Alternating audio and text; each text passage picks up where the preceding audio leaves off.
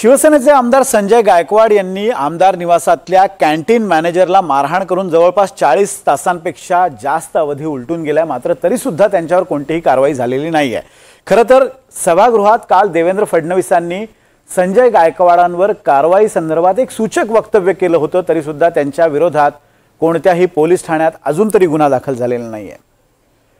संजय गायकवाड यांच्या मुजोरीचे किस्से यापूर्वी सुद्धा आपण ऐकलेले आहेत, तरी सुद्धा त्यांच्यावर कारवाई करायला कुणी का धजावत नाही असा प्रश्न आता विरोधक विचारतायत। आणि अशा वातावरणात राष्ट्रवादी काँग्रेस संजय गायकवाडांच्या मदतीला धावून आली आहे। पाहूयात।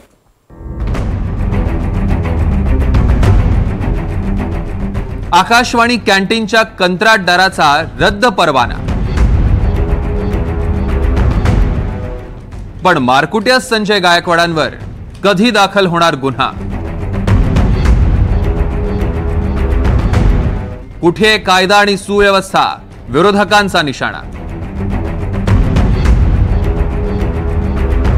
शिंदेंच्या शिवसेनेचे आमदार संजय गायकवाडांनी कॅन्टीन मधल्या कर्मचाऱ्याची अशी धुलाई केली। गायकवाडांची सटकताच आणि त्यांनी कर्मचाऱ्याला मारहाण करताच भराभर चक्र फिरली। आकाशवाणी आमदार निवासच्या कॅन्टीनची संपूर्ण तपासणी करण्यात आली। खाद्यपदार्थ, तेलाच्या बाटल्यांचे नमुने गोळा करण्यात आले आणि अखेर आकाशवाणी कॅन्टीनच्या कंत्राटदाराचा परवाना रद्द करण्यात आला। मात्र ही जी घाई कंत्राटदारावर कारवाई करण्यात दाखवण्यात आली, ती तत्परता संजय गायकवाडांवर कारवाईसाठी का दाखवण्यात आली नाही? संजय गायकवाडांवर योग्य ती कारवाई करण्याचे निर्देश मुख्यमंत्र्यांनी दिले होते की टावेलवर का मारलं तरी टावेलवर मारलं किंवा कशावरही मारलं तरी ते चुकीचंच आहे, ते योग्य नाही आहे। आणि यातनं सगळ्या आमदारांबद्दल लोकांमध्ये भावना चुकीची जाते। आपण कुठेतरी सत्तेचा गैरवापर करतो किंवा आपण सगळे आमदार म्हणून आपलं कंडक्ट योग्य नाही, अशा प्रकारचं लोकांमध्ये या संदर्भातली भावना जाते। आपण आणि माननीय अध्यक्ष या दोघांनी याचा कॉग्निझन्स घ्यावा आणि या संदर्भात काय पुढील कारवाई करायची ते आपण करावी। मुख्यमंत्र्यांच्या या घोषणेला 24 तासांपेक्षा जास्त काळ उलटून गेला। मुख्यमंत्री फडणवीसांसह उपमुख्यमंत्री एकनाथ शिंदे संजय गायकवाडांवर नाराज आहेत, तरीही कारवाई मात्र झाली नाही। संजय गायकवाडांवर गुन्हा दाखल होणार नाहीत, कारण का ते सत्तेत आहेत, ते सत्तेतल्या एका मोठ्या पक्षाचे आमदार आहेत, मोठ्या नेत्याच्या जवळचे आहेत। गरिबावर त्या ठिकाणी गुन्हा दाखल होईल, मराठी पत्रकारावर गुन्हा दाखल होईल, कारण का तो मंत्र्याच्या विरोधात तिथं बोलतोय। उद्या जाऊन सामान्य व्यक्ती, सामान्य कार्यकर्ता, एखादा सामाजिक कार्यकर्ता त्याच्यावर कारवाई होईल, त्याच्यावर त्या ठिकाणी तिथं FIR होईल। पण संजय गायकवाडवर FIR होणार नाही, कारण हे सरकार नेते, आमदार आणि पदाधिकारी यांच्या पाठीमागे भक्कमपणे उभा राहील, पण सामान्य लोकांच्या पाठीमागे ते भक्कम उभा राहणार नाही। किधर है लॉ, कानून किधर है देश में? आप बताइए मुझे। आप कोई आदमी किसी को मारे और उस पर कार्रवाई नहीं हो।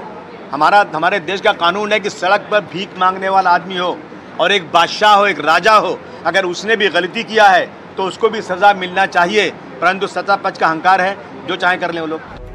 विशेष म्हणजे राष्ट्रवादीचे आमदार अमोल मिटकरी यांनी मात्र या प्रकरणात संजय गायकवाडांची बाजू घेतली।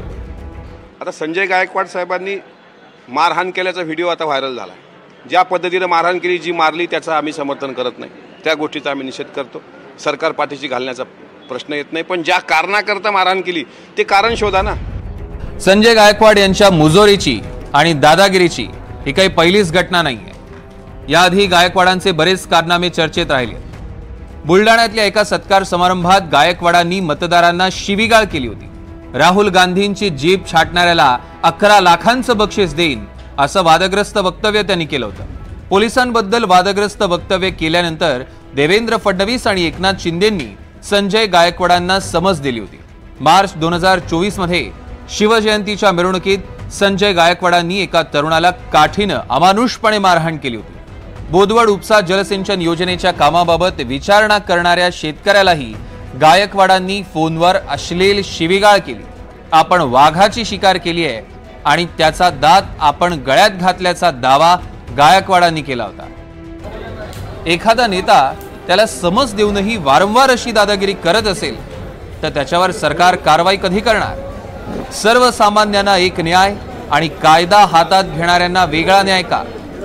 सरकारनं या प्रश्नाचं उत्तर तरी द्यावं। नाहीतर गायकवाडांवर कारवाई तरी करावी।